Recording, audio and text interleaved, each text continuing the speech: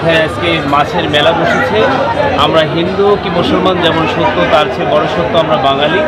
এখানে 20 KG 30 KG পর্যন্ত ওজনের মাছ এখানে পাওয়া যায় এবং বিভিন্ন প্রান্তের মানুষ এখানে ভিড় জমায় শারদীয় পূজা উপলক্ষে।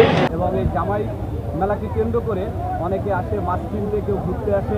এখানে শুধুমাত্র যে আসলে হিন্দুরা মাছ কিনে তা নয়, অনেক মুসলিমরাও এখান থেকে মাছ কিনে নিয়ে যায়, কারণ এই বাজারকে কেন্দ্র করে অনেক বড় বড় মাছ পাওয়া যায়।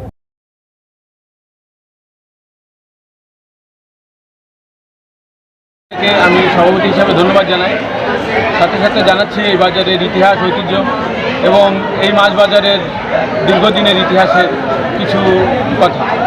আমাদের ঢাকুরিয়া বাজার ঐতিহ্যবাহী মাছ বাজার। এই মাছ বাজার আমরা যতদূর জানি 1950 সাল থেকে ঢাকুরিয়া বাজার ঐতিহ্যবাহী এই মাছ বাজারটি চালু।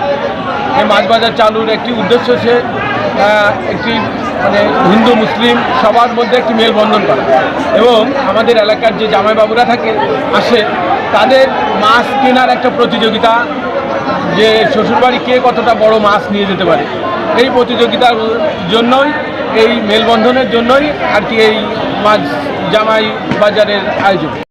জানি এখানে প্রায় আমার জানা মতে 1 কোটি টাকার বেশি টার্নওভার হবে। মাছ ক্রয় বিক্রয়ে 1 কোটি টাকার বেশি টার্নওভার হবে, যেটা আমাদের অর্থনীতিতে দারুণ একটা প্রভাব ফেলবে।